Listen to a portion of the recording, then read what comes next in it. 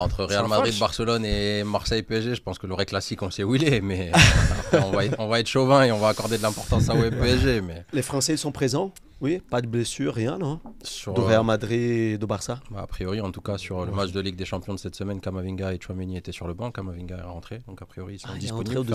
Ferland Mendy était là aussi, donc non, je pense que tout le monde est disponible. On commence par le match de Barça. On commence par les Français qui sont à l'étranger. Koundé, match correct, rien indiqué. Ils l'ont souffert. Hein? Ils l'ont souffert, donc je pense que Koundé n'a pas beaucoup d'espace pour monter. Il fait ses avances.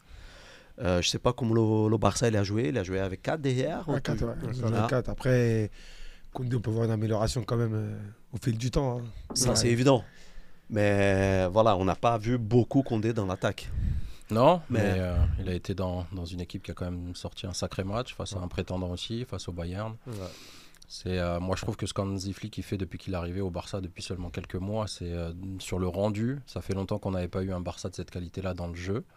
Et je trouve qu'il a amené sa patte et son empreinte très très vite. Et Koundé qui arrive à être titulaire dans cette équipe-là, c'est une performance aussi. On est parfois un petit peu exigeant avec lui en équipe de France. On lui trouve quelques lacunes. Aujourd'hui, être titulaire dans ce Barça-là, je trouve que c'est quand même une belle référence parce que pour moi, il fait ses matchs.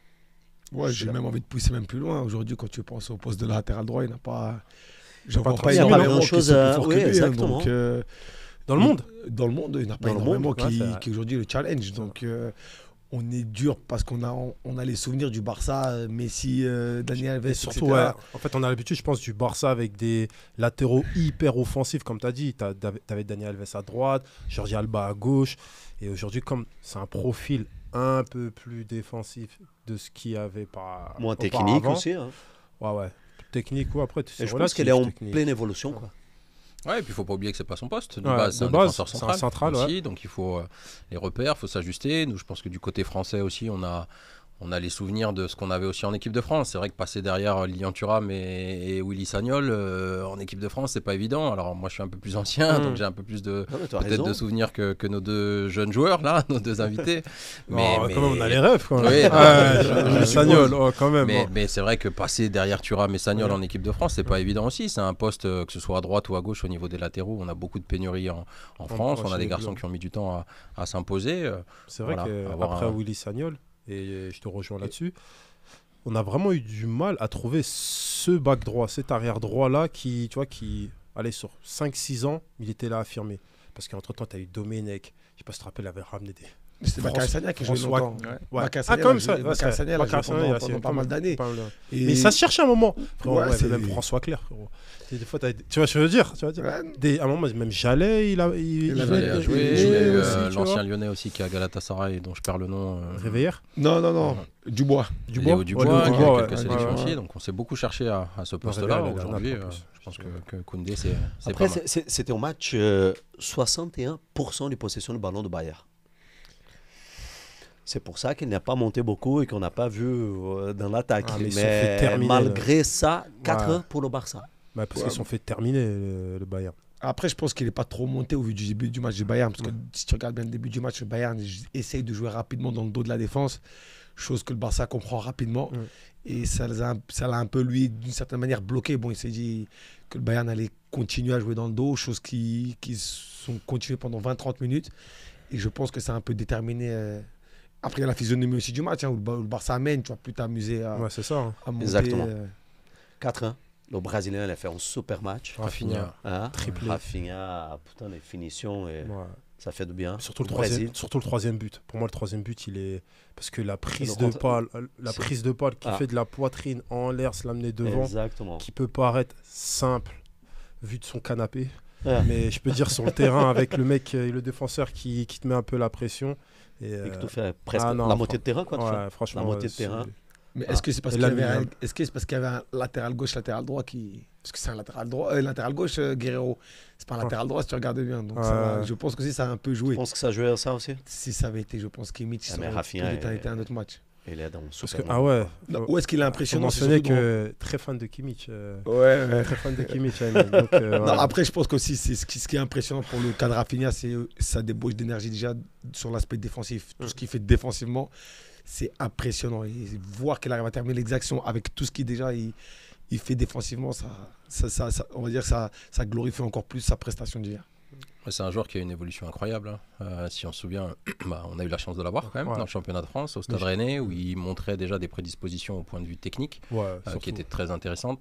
Un Brésilien type offensif. Et puis je pense que pour revenir à ce que disait Aymen, son passage en Première Ligue, à Leeds, a été très important aussi pour toute cette partie engagement, athlétique. Pour pouvoir pendant 90 minutes faire des efforts à la fois défensifs et offensifs. Il a pris du coffre, il a pris du volume. Aujourd'hui, c'est un garçon qui porte le brassard au Barça. Moi, je trouve ça hallucinant. Pourtant, il avait parce qu'on s'y attendait pas. À un moment donné, il était sur le départ. Si Ousmane Dembélé signe pas au PSG, c'est Rafinha qui s'en va à ce moment-là. Ça a été très compliqué pour lui au départ. Et puis là, on se rend compte que c'est devenu un joueur essentiel. Qui c'est un Brésilien, dans le sens où il vient d'un championnat et dans une formation qui est complètement différente au football en Europe. Donc, il a bien s'adapter. Après, avant d'aller à Rennes, il était à Guimarães aussi. Il a eu du vécu. Aujourd'hui, c'est un garçon qui a tout pour s'imposer en équipe du Brésil, au final. Le pendant de Vinicius sur le couloir droit, c'est quelque chose qu'il peut faire. Alors après, il y a de la concurrence, bien entendu. C'est devenu triste, le Brésil. Mais je pense qu'il a une vraie carte à jouer s'il continue sur ce qu'il est en train de faire cette saison. Le Brésil est bien servi avec les attaquants. Toujours. Vous avez toujours été plutôt gâtés. Vite fait. Quand même Rodrigo, Vinicius. Ça va. Je vois pas beaucoup de nations qui peuvent se targuer d'avoir ces mecs-là dans leur sélection. Il y a Neymar qui va peut-être revenir, Gabriel Jesus.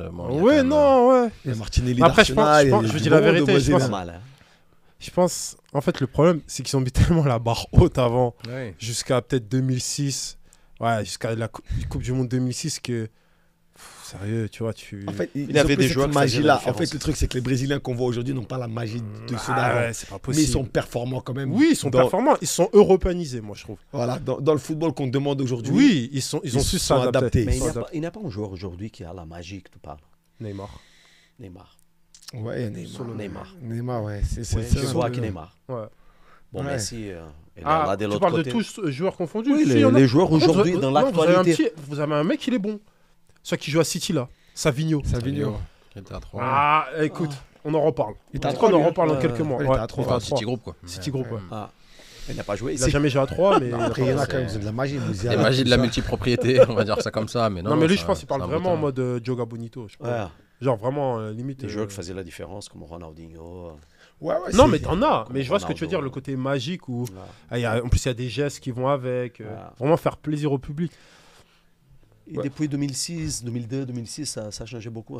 Au Brésil ? Ça a changé beaucoup. Non, le foot. Le foot, on en parlait la dernière fois. Il y a un peu moins de vrais et purs dribbleurs. C'est vrai que c'est quelque chose qui est de plus en plus rare. Des Robinho. Il y a mal quand même. Il y a mal, on l'oublie. Après, encore une fois, comme on disait, sur le Brésil, vous avez mis la barre très haute avec des Robinho, des Nilsson, des Ronaldinho, des Rivaldo. C'est difficile aujourd'hui de faire la comparaison avec ce type de profil, mais comme tu le disais, je pense que c'est vrai que c'est une tendance qui est presque mondiale. On a beaucoup moins de ce type de joueur. Doku est un peu dans ce registre-là, même si c'est plus de la vitesse que du dribble, mais au moins c'est un joueur de 1 contre 1. Ousmane Dembélé sait le faire. Il est très doué à ce niveau-là, mais c'est vrai que c'est un peu plus rare. Après, moi, sur un joueur, même si c'est un style technique un peu différent, je pense qu'on a un phénomène, moi, avec Lamine Yamal. Je pense qu'on a un garçon qui rentre dans ce registre-là. Aujourd'hui, on me dit que c'est un Brésilien. En termes de carte d'identité, ça me choque pas. Ça me choquerait pas, parce qu'il a ce truc-là. Je choquais les gens. C'est simple. À ce niveau-là, à cet âge-là, dans les 15 dernières années, j'ai bien dit à ce niveau-là, avoir autant un impact dans cette équipe. Pour l'âge, on n'a jamais vu ça.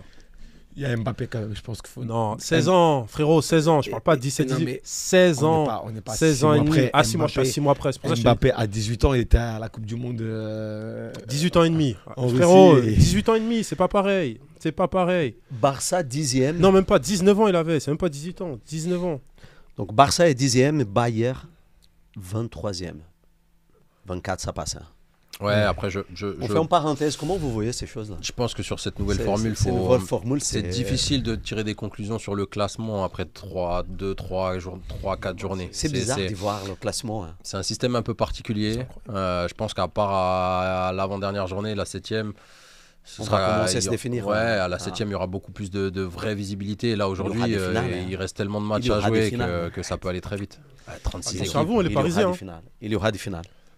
Ah frérot, vous êtes pas bien. Tu peux dire ouais, vous êtes pas bien. Je pense qu'ils n'avaient pas forcément l'ambition de terminer dans les 8 premiers, le PSG. C'est mon avis. Okay. Et aujourd'hui, quand je vois l'équipe, comment elle est construite et tout, je me dis que bon, c'est pas quelque chose qui allait les déranger outre mesure de ne pas finir dans les 8 premiers.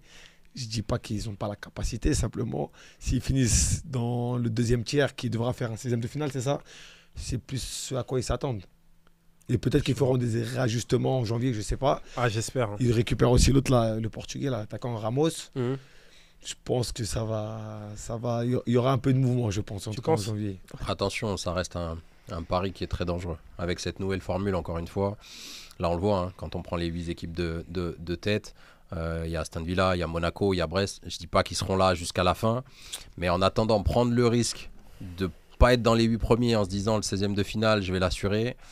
Aujourd'hui, quand on voit les équipes qui sont justement sur les barrages potentiels, le PSG peut très bien se taper un gros sur ce 16e de finale et se retrouver, sans être vulgaire, la queue entre les jambes et passer à la trappe. Donc cette nouvelle formule elle est très dangereuse quand même pour les équipes qui démarrent mal. Donc il faut faire attention.